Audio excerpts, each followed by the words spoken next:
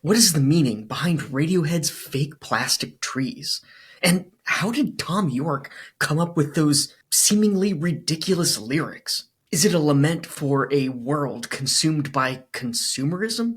Or a reflection of Thom Yorke's personal struggles during a turbulent time in the band's career? I mean, when we went to do this album, we were in a pretty bad state, really. Fragile. Fragile would be to put it mildly. The truth is, like much of Radiohead's work, Fake Plastic Trees defies easy interpretation, but that doesn't make it any less powerful. Its haunting melody, Yorke's pained vocals, and the song's elusive lyrics have resonated with listeners now for over 3 decades.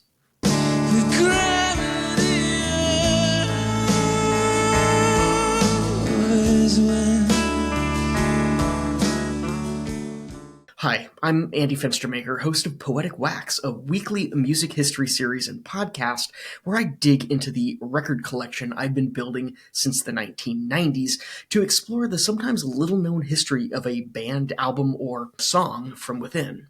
Released in 1995 as part of Radiohead's sophomore album, The Bends, Fake Plastic Trees became an unlikely anthem for a generation grappling with the anxieties of modern life. The journey to create Fake Plastic Trees was anything but smooth. Early recording sessions were fraught with tension and frustration. During the first part of the recording sessions, Yorke would start each morning by waking up early and enjoying some tea with a 4-hour piano exercise, which he'd do on his own. Producer John Leckie would comment about these sessions in an interview with NME. Quote, Yorke, he's an early riser, and at the time he had a lot of energy. You'd avoid interrupting him. Radiohead, still riding the wave of Creep, was feeling the pressure to deliver a follow-up hit. It took us completely by surprise. We had no idea that, on this first album, you make a first album, we thought we'd maybe sell like 10,000 copies, 20,000 copies. We hadn't expected it, and it happened a bit too quickly, maybe. And it was just one song. And EMI had a very different idea of what Radiohead should become, adding to the pressure. Nigel Godrich, who worked on The Bends with Leckie, noted, quote, I think that maybe they didn't want to become this sort of pop band that the label would have them be. People from the label would visit, and it got very uncomfortable. For frontman Thom Yorke, Fake Plastic Trees added to the discomfort. Capturing the essence of the song proved to be an especially difficult endeavor. Yorke later admitted that he found the early versions of the song to be, quote, pompous and bombastic, likening them to Guns N' Roses' November Rain. Another hurdle for Yorke was overcoming his own discomfort with vulnerability. He initially felt that early recordings of Fake Plastic Trees exposed too much of his inner self, making him hesitant to release them. As he explained in a Pitchfork article in 2006, quote, I remember I recorded Fake Plastic Trees on my own to begin with. Then, when we came together to listen to it, the others said, we'll use that. And I was, no, we can't use that. It's too vulnerable. It's too much me. This initial struggle to find the right tone and emotional depth for Fake Plastic Trees would eventually lead to a pivotal moment of inspiration, sparked by a completely unlikely source, the music of Jeff Buckley. Now, one evening, while taking a break from the demanding recording sessions, the band decided to see Jeff Buckley perform at a small London venue. At the time, Buckley, an American singer and songwriter known for his powerful voice and emotionally charged performances, was just beginning to gain recognition in the UK. For Yorke, witnessing Buckley's performance was kind of a revelation. Buckley's soaring vocals, particularly the effortless use of falsetto, deeply moved Yorke and helped him see Fake Plastic Trees in a new light. As Yorke later explained, quote, when we were doing the second record, I went to see Jeff Buckley before he died, and it reminded me of this vulnerable part of me that I was choosing to hide. Yorke was particularly struck by Buckley's rendition of Leonard Cohen's Hallelujah. Buckley's raw, powerful delivery of the song left a lasting impression on Yorke, and it's easy to hear echoes of Buckley's influence Andy Yorke's vocal performance on Fake Plastic Trees. Inspired by Buckley's performance, Yorke returned to the studio with a renewed sense of purpose. He now was ready to tap into the vulnerability he had initially tried to suppress, allowing him to finally unlock the emotional depth you'd find on Fake Plastic Trees. Yorke entered the studio determined to capture that raw emotion that he'd been holding back. He decided to record a solo take of Fake Plastic Trees, accompanying himself on acoustic guitar. Yorke's bandmate Colin Greenwood later described the scene. Quote, "Tom played 3 takes and then burst into tears." End quote. Instead of trying to recreate the bombastic arrangements of earlier attempts, they decided to build the final version of Fake Plastic Trees around Yorke's raw and intimate recording. This approach allowed the song's emotional core to shine through, resulting in the hauntingly beautiful track that we know today. To understand the impact of Fake Plastic Trees, it's kind of crucial to understand the musical landscape in which it emerged. The mid-1990s in the UK was the height of Britpop, a genre characterized by catchy melodies, guitar-driven sounds, and often nostalgic lyrics that celebrated British culture. Radiohead, on the other hand, never quite fit into the Britpop mold. Instead, their hit Creep was more likened to the slacker anthems out of the United States. Songs like Smells Like Teen Spirit by Nirvana, Loser by Beck, Cut Your Hair by Pavement, and even Teenage Riot by Sonic Youth. Though never classified as such, the band felt increasingly uncomfortable with the Britpop label and the expectations that came with it. They saw Britpop as backwards looking and yearned to create something more unique and experimental. This tension between Radiohead's artistic ambitions and the prevailing Britpop trend is evident on The Bends. The album, while still rooted in guitar-driven rock, showcases a wider range of sounds and emotions. Tracks like Fake Plastic Trees and Street Spirit Fade Out and the title track itself hint at the band's growing interest in atmospheric textures, though not really delving into the sonic landscapes of the then-shunned shoegaze label. The Bends initially faced lukewarm reception, commercially, especially in comparison to Creep.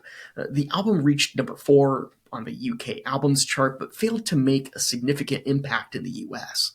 Radiohead seemed poised to become another Britpop casualty, a one-hit wonder with Creep. Little did they know, Fake Plastic Trees, a song born out of creative frustration and emotional vulnerability, would eventually help transcend Britpop and cement their status as one of the most important bands of the generation. And for that, we have to turn to film. As the band struggled to find its footing commercially, a seemingly unlikely placement helped introduce Fake Plastic Trees to a wider audience. The 1995 teen comedy Clueless. The film, a stylish and witty update of Jane Austen's Emma, became a surprise hit. Clueless director Amy Heckerling, known for her sharp ear for music and its ability to enhance storytelling, chose Fake Plastic Trees for a pivotal scene. The song's melancholic beauty contrasts sharply with the film's otherwise upbeat tone, creating a poignant and memorable moment. The film's massive popularity exposed the song to a vast audience, many of whom were unfamiliar with Radiohead.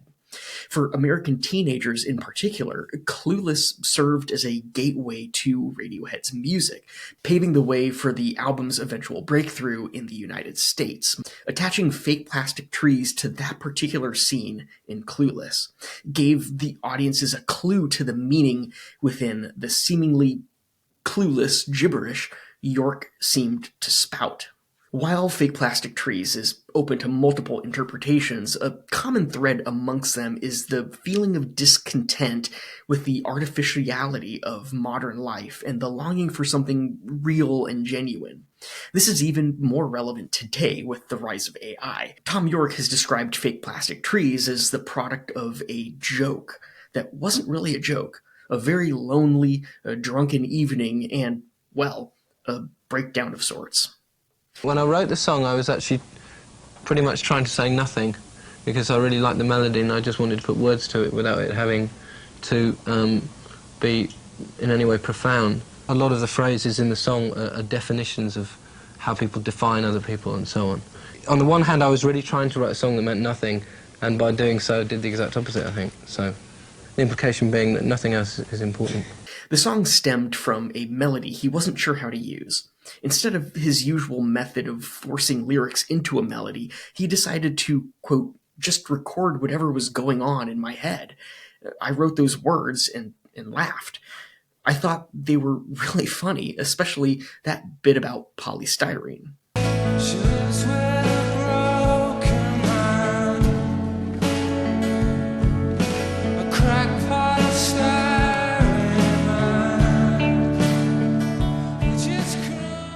Many interpret the song as a commentary on consumerism and the superficiality of modern society. The lyrics paint a picture of a world where everything is artificial and plastic, from trees to relationships. Yorke has said that this song was partly inspired by the commercial development of Canary Wharf in London, which transformed a once industrial area into a sterile landscape of glass and steel. The lyrics, she looks like the real thing, she tastes like the real thing, my fake plastic love, are particularly evocative, suggesting a yearning for genuine connection in a world of facades and pretense. The song's use of contrasting imagery further underscores this sense of disillusionment and the tension between natural and artificial. The music video for Fake Plastic Trees, directed by Jake Scott, reinforces these themes, depicting a dystopian supermarket and showcasing Yorke looking forlorn as he's pushed through it in a shopping cart. Fake Plastic Trees is kind of an ambient song, and he was the only person who got that. That video was the only thing that seemed to convey that emotion. A lot of supermarkets are too small and stuff, and it was actually done in an airport hangar. And it was just wheeling up and down for 2 days in this supermarket trolley. The video, like the song itself, is open to multiple interpretations, but its striking imagery and dreamlike atmosphere leave a lasting impression. Ultimately, Fake Plastic Trees is a song that invites listeners to confront the artificiality of modern life and search for meaning and authenticity. Its enduring appeal lies in its ability to tap into universal feelings of longing and disillusionment and the desire for something real in a world often dominated by the fake. While Fake Plastic Trees didn't experience the immediate explosive success of Creep, its journey to become a beloved anthem was a gradual climb fueled by a confluence of factors. First, word-of-mouth marketing proved crucial. As fans connected with the song's emotional depth and confusing but evocative lyrics, they shared it with friends, spreading the word organically. Many music journalists initially overlooked The Bends, but eventually revisited it due to the growing buzz. Next, the band received support from influential figures in the music industry. REM frontman Michael Stipe championed the band, and even invited them to open for REM on tour. Later this summer, they'll be touring with REM, and their new album is called The Bends. Folks, please welcome one of our favorites, Radiohead. And then there was MTV's consistent support, particularly from host Matt Pinfield, who kept the song and its music video in rotation, even when sales lagged behind those of other bands. Finally, the strategic release of Fake Plastic Trees as the lead single in the US, coupled with its inclusion in the popular film Clueless, propelled the song's rise.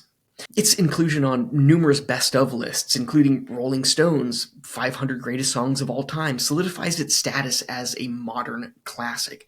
The song's timeless appeal lies in its ability to tap into these universal emotions, offering solace and connection to those who feel adrift in and alienated by the modern world.